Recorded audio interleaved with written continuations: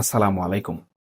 সম্মানিত দর্শক, দেশের রাজনীতির মাঠে আসলে কখন কি ঘটে আর পর্দার আড়ালে কি চিত্রনাট্য তৈরি হয় তা বাইরে থেকে অনুমান করা সত্যিই কিন্তু বড় কঠিন। এই তো কয়েকদিন আগের কথা। সামাজিক যোগাযোগ মাধ্যম থেকে শুরু করে চায়ের আড্ডায় একটি গুঞ্জন কিন্তু বেশ ডালপালা মেলেছিল। অনেকেই কিন্তু বলাবলি করছিলেন সাবেক প্রধান উপদেষ্টা ডক্টর মোহাম্মদ ইউনুস নাকি চুপি সারে দেশ ছেড়ে চলে গেছেন। প্রমাণ হিসাবে বিমানবন্দরে তার একা ট্রলি ঠেলার একটি ছবিও বেশ পরিকল্পিতভাবে ছড়িয়ে দেওয়া হয়েছিল। কিন্তু বাস্তবের চিত্রটা আসলে সম্পূর্ণ ভিন্ন। তিনি দেশেই আছেন। শুধু দেশেই নেই, তিনি কিন্তু বহাল তবিয়তেই আছেন তার সেই অতি পরিচিত রাষ্ট্রীয় বাসভবন যমুনাতে। এখন একটি অত্যন্ত প্রাসঙ্গিক প্রশ্ন আমাদের সামনে এসে দাঁড়ায়। অন্তর্বর্তীকালীন সরকারের তো বিদায় ঘণ্টা বেজে গেছে। একটি নতুন নির্বাচিত সরকার দেশ পরিচালনার দায়িত্বভার গ্রহণ করেছে। তাহলে তিনি এখনো কেন যমুনার মতো এত গুরুত্বপূর্ণ একটি রাষ্ট্রীয় বাসভবনে অবস্থান করছেন? নির্বাচনের পর নতুন সরকার যখন নিরঙ্কুশ সংখ্যাগরিষ্ঠতা নিয়ে শপথ গ্রহণ করে ফেলেছে, তখন তো রাজনৈতিক ও নৈতিক নিয়ম অনুযায়ী তার এই বাসভবনটি ছেড়ে দেওয়ার কথা ছিল। কিন্তু বাস্তবে আমরা কি দেখছি? তিনি এখনো সেখানেই আছেন। আর অন্যদিকে দেশের নবনির্বাচিত প্রধানমন্ত্রী তারেক রহমান কিন্তু এখনো তার নিজ বাসভবনেই অবস্থান করছেন। তাকে রাষ্ট্রীয় বাসভবন যমুনায় ওঠার জন্য এক প্রকার অপেক্ষার প্রহর কিন্তু গুনতে হচ্ছে। দর্শক, ঠিক এই জায়গাটাতেই আসলে একটি গভীর রাজনৈতিক ও মনস্তাত্ত্বিক বিশ্লেষণের দাবি রাখে।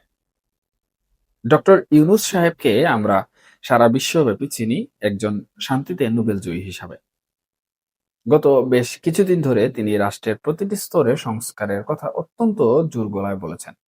তিনি সমতার কথা বলেছেন, ভিআইপি কালচার থেকে বেরিয়ে আসার কথা বলেছেন।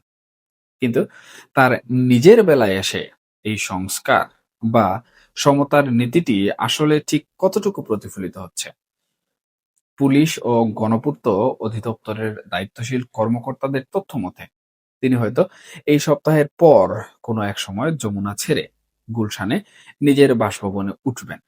তবে এর চেয়েও চমকপ্রদ তথ্য হলো তিনি নাকি এই রাষ্ট্রীয় বাসভবনে বসেই এখন নিজের একান্ত ব্যক্তিগত কাজগুলো সেরে নিচ্ছেন। শোনা যাচ্ছে আগামী সপ্তাহ থেকে তিনি হয়তো তার নিজস্ব প্রতিষ্ঠান ইউনুস সেন্টারে অফিস শুরু করবেন এবং তার সেই বিখ্যাত 3-0 যে তত্ত্বটি রয়েছে সেই তত্ত্ব নিয়ে তিনি কাজ করবেন। কিন্তু কথা হচ্ছে, দায়িত্ব হস্তান্তরের পর একজন সাবেক সরকার প্রধান কি রাষ্ট্রীয় একটি বাসভবনে বসে রাষ্ট্রীয় সমস্ত সুযোগ সুবিধা ব্যবহার করে নিজের ব্যক্তিগত কাজ করতে পারেন? বিষয়টি কি নৈতিকভাবে খুব একটা সমর্থনযোগ্য? তিনি যখন নিজে সমতার কথা বলেন, যখন সাধারণ মানুষের কাতারে নেমে আসার কথা বলেন, তখন তার নিজেরই তো উচিত ছিল দায়িত্ব হস্তান্তরের পরপরই অত্যন্ত বিনয়ের সাথে যমুনা ছেড়ে দেয়া।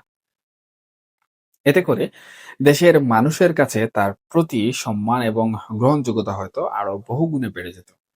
কিন্তু তিনি তা করলেন না। উল্টো তার এই বিলম্বের কারণে নতুন প্রধানমন্ত্রী যমুনায় ওঠার পুরো প্রক্রিয়াটি উল্লেখযোগ্যভাবে কিন্তু পিছিয়ে যাচ্ছে। দেখুন, আপনারা নিশ্চয়ই ভালোভাবেই জানেন একজন নতুন প্রধানমন্ত্রী যখন কোনো বাসভবনে ওঠেন, তখন তার নিরাপত্তা ব্যবস্থা এবং ব্যক্তিগত পছন্দ অনুযায়ী সেখানে বেশ কিছু সংস্কার কাজ করতে হয়। গণপূর্ত অধিদপ্তরের মতো এই বাসভবনটি পুরোপুরি খালি পাওয়ার পর তা নতুন প্রধানমন্ত্রীর বাস উপযোগী করে গড়ে তুলতে অত্যন্ত 1 থেকে 2 মাস সময় লেগে যেতে পারে। এর মানে দাঁড়াচ্ছে ডক্টর ইউনূস সাহেব যদি এই সপ্তাহেও যমুনা ছাড়েন, তবুও যাবতীয় সংস্কার কাজ শেষ করে তারেক রহমানের সেখানে উঠতে উঠতে হয়তোবা মার্চ মাস গড়িয়ে যেতে পারে। দেখুন, রাজনীতিতে আসলে কথা এবং কাজের মধ্যে একটি সুস্পষ্ট মিল থাকা অত্যন্ত জরুরি। আমরা যারা সাধারণ মানুষ, তারা সব সময় আমাদের নেতাদের কথার সাথে তাদের কাজের সরাসরি প্রতিফলন কিন্তু দেখতে চাই। যিনি এই রাষ্ট্রে সংস্কারের এক নতুন রূপকার হিসাবে আবির্ভূত হয়েছিলেন, তার এই বিদায় বেলাটা যদি আরো একটু নিয়মতান্ত্রিক হতো, আরো একটি অনুকরণীয় হতো, তাহলে হয়তো বাংলাদেশের ইতিহাস তাকে সম্পূর্ণ ভিন্ন এক উচ্চতায় মনে রাখত। এখন তার এই বাসভবন না ছাড়ার সিদ্ধান্তটি কি নিছকই নিজের ব্যক্তিগত কাজের সুবিধা নেয়ার জন্য, নাকি এর পেছনে ক্ষমতা কিংবা পদমর্যাদার প্রতি কোনো প্রচ্ছন্ন মোহ কাজ করছে? এই বিষয়টি কিন্তু সময় হলে আমরা জানতে পারবো, অথবা আমাদের কাছে পরিষ্কার হবে। তবে আপাতত দৃশ্যপট হলো নতুন প্রধানমন্ত্রীকে তার প্রাপ্য রাষ্ট্রীয় বাসভবনে ওঠার জন্য আরো বেশ কিছুদিন অপেক্ষার প্রহর গুনতে হচ্ছে। এটি নিশ্চিত করেই বলা যায়। দর্শক, এই পুরো বিষয়টি নিয়ে আপনাদেরকেও নিশ্চয়ই নিজস্ব কিছু গভীর ভাবনা আমাদেরকে জানাতে হবে। একজন বিদায়ী সরকার প্রধানের এই ধরনের আচরণ কি তার নিজের শেখানো সংস্কার নীতির সাথে সরাসরি সাংঘর্ষিক নয়? তিনি কি পারতেন না নিজের উদাহরণ দিয়ে একটি নতুন রাজনৈতিক সংস্কৃতির শুভ সূচনা করতে?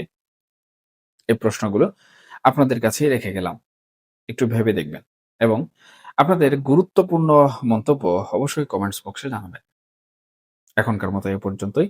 সবাই ভালো থাকুন, সুস্থ থাকুন এবং অবশ্যই নিরাপদে থাকবেন। আল্লাহ হাফেজ।